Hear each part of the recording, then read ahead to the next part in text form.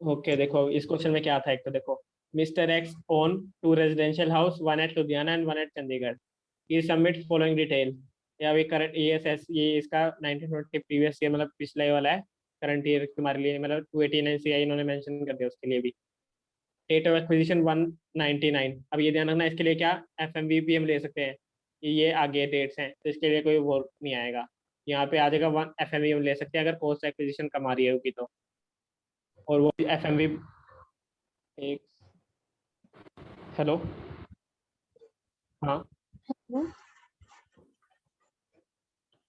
आवाज आ रही है भाई, आ रही है। करो हाँ। तो देखो ये लैंड वाले के केस में FMV आ जाए क्योंकि ये बहुत ज्यादा है। बाकी के केस में कॉस्ट एक्चुअल कॉस्ट आ जाएगी, उसको हम इंडेक्स कर देंगे हम। बाकी ये सेल पर सेल वैल्यू ये रखी है 25 160 और ये। तो देखो जो मैंने इसका सोल्यूशन कर रखा है ये रहा। देखो जो लॉन्ग टर्म रेजिडेंशियल हाउस है ना, मतलब रेजिडेंशियल हाउस जो हमने निकाला था उसमें तो सिंपल हो जाएगा। देखो 6,80,000 आएगी FMV। इसको हम इंडेक्स करेंगे 2 × 289 डिवाइड बाय 100 से, माइनस हम मतलब sale consideration minus index cost कर देंगे। तुम्हारा लॉन्ग टर्म कैपिटल गेन आ जाएगा 534,800। लेकिन ये देखो क्या इसके अंदर क्या था, इन्होंने क्या है रेजिडेंशियल हाउस के अंदर इन्वेस्ट कर रखा है एक्विजिशन 13 लाख की। कब की है 19/12 की, डेट भी ध्यान रखना 1920 का ईयर है और तो इन्होंने 1912 को कर दिया है 13 लाख की। तो इसके अंदर भी क्या, और ये ध्यान रखना कि वो एक बार डेट्स भी चेक कर लेना फिर भी कि 6 मंथ्स वगैरह, क्योंकि ये देखो यहाँ पे कि जो ऐसे आगे 54 इसी है ना विद इन 6 मंथ, मतलब 6 मंथ से 4-5 दिन पहले है, तो ये ध्यान रखना कि मिलेगी कि नहीं मिलेगी, 6 मंथ्स के अंदर वाली मिलेगी। तो ये ध्यान रखना उसके अंदर, क्योंकि यहाँ पे तो आगे कहीं पर पेपर में ट्रिक करना चाहे तो इसको थोड़ी डेट एक्सटेंड आगे कर देंगे वो। तो ये ऐसे पॉइंट ध्यान रखना है यहाँ पे। और जैसे 13 लाख है ना, तो 13 लाख के अंदर इन अब वो कितनी क्लेम कर सकता है मैक्सिमम 54 के अंदर, जितना उसका लॉन्ग टर्म कैपिटल गेन होगा। ठीक है, तो उसने इन्वेस्ट कितना किया था 13 लाख का, और उसने कॉस्ट कितनी लेस कर ली इन्वेस्टमेंट में से 534,800। तो उसका बैलेंस कितना पड़ा है उसमें से इन्वेस्टमेंट में से 765,200। ठीक है, अब आगे देखो, अब आगे अपना प्लॉट का। अब प्लॉट के देखो, प्लॉट के अंदर क्या है 54 इसी के अंदर ले सकता है वो 54, क्योंकि ज्वेलरी में मतलब वो किसी एक के अंदर जैसे ज्वेलरी में मिलती है ना 54 इसी के अंदर, तो मतलब लैंड बिल्डिंग पे मिलती है ना हमें। तो प्लॉट लैंड। ज्वेलरी तुम्हारी लैंड बिल्डिंग तो कुछ है नहीं, तो ज्वेलरी पे हम ले नहीं सकते। तो सबसे पहले हम लेंगे इसकी 1 लाख की, किसके अंदर, इसके अंदर प्लॉट के अंदर 1 लाख वाली यूटिलाइज करेंगे सबसे पहले हम। तो उसका वो आ जाएगा इसका। लेकिन ये डेट भी जैसे डेट, चलो डेट मैंने एक बार बोल दिया पॉइंट, 1 लाख की उसके अंदर मिल जाएगी 54 इसी के अंदर। अब बाकी अब आगे क्योंकि जैसे अब मेरा भी जैसे मैंने ये था 54F की, 54F वाला लिखा था इसी के अंदर, तो डायरेक्ट मिल जाएगी तुम्हें। अब बाकी आ गया ज्वेलरी का।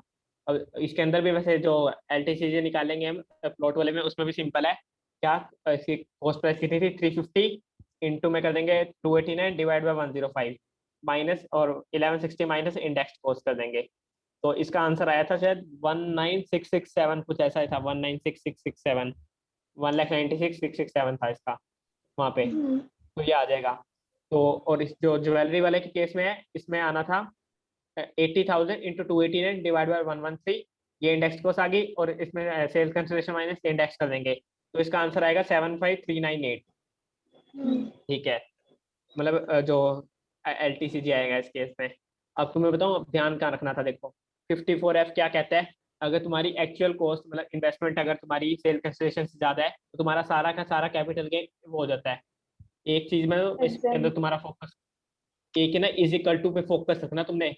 एक्चुअल कॉस्ट तुम्हारी इक्वल टू है, मतलब इक्वल इक्वल है, और या फिर ग्रेटर देन है तुम्हारे सेल्स कंसिडरेशन, सेल्स से है, ध्यान रखना सेल्स से।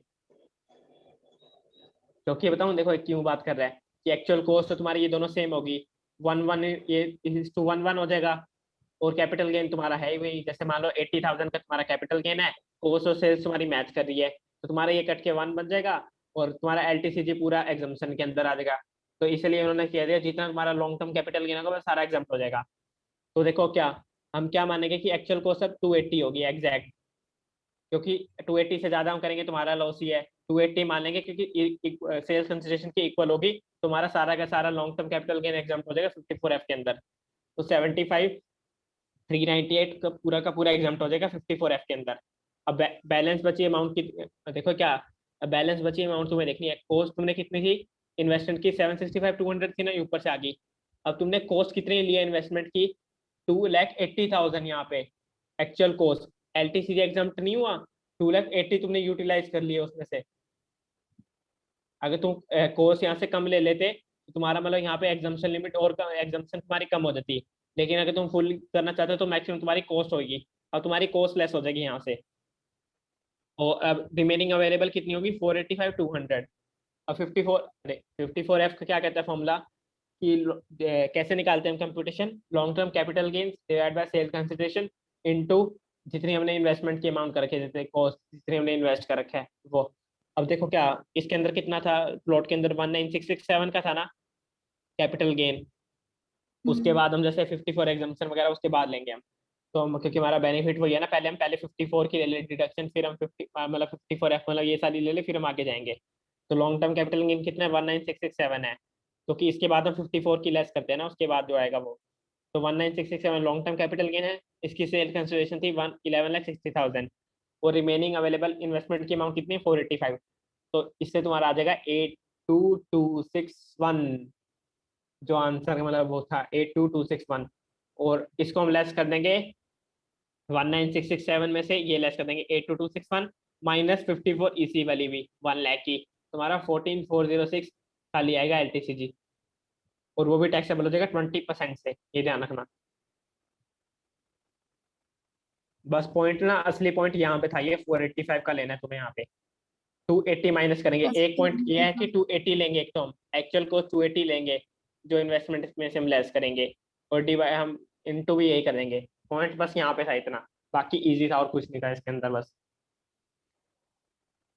तुम सबने कैसे कैसे किया इसको? मैंने ऊपर वाली लेस नहीं की थी 54 वाली, बाकी किया ऐसे ही था कि लेस कर रही थी, बट मेरा ऊपर भाई वाली ये नहीं की वहां से गलत आ सेवन रहा लैख था। 65 वाला पॉइंट नहीं करा था। हाँ वही बस। 54 वाला वही, बाकी तो सही था। 1,96,000 पे आया राधिका। था, 54 पे आया था। हाँ मेरा बस वो प्लॉट वाला नहीं आया था, 75398 तो आ गया था ये एग्जाम्पशन वाला भी। ये भाई तुम्हें इसमें ऐसे निकाला सेवन था फाइव जैसे थ्री करके? नाइन एट क्यों नहीं लिया, ये समझ नहीं हाँ आ ये रहा। मतलब मतलब ना मेरे को आ क्या नहीं रहा तुमने? था, तो मैंने बुक खोल के जो देखी दो थी कि कोई लाख एक्स्ट्रा पॉइंट है क्या, ये मैंने फिर मैंने देखा तो पता चला कि ऐसे होगा, तो मैंने ये तो ले लिया था। ठीक है। हाँ मुझे क्या कह रहे हो? मैं कह रहा था, बाकी तो समझा। मतलब ये 75,398 उसमें से जो एग्जाम्पशन है वो भी माइनस करना चाहिए था ना। किसमें से? मतलब कॉस्ट तो एक्चुअल कॉस्ट ही माइनस करा है बस 2,80,000। तो और क्या माइनस करोगे? ये मुझे भी 485 नहीं समझ में आया, मतलब हमने ये 13 लाख में ठीक से है। माइनस करा है। 765 क्यों? देखो 534 की पहले तो तुम पहले यूटिलाइज कर सकते, कर चुके हो ना।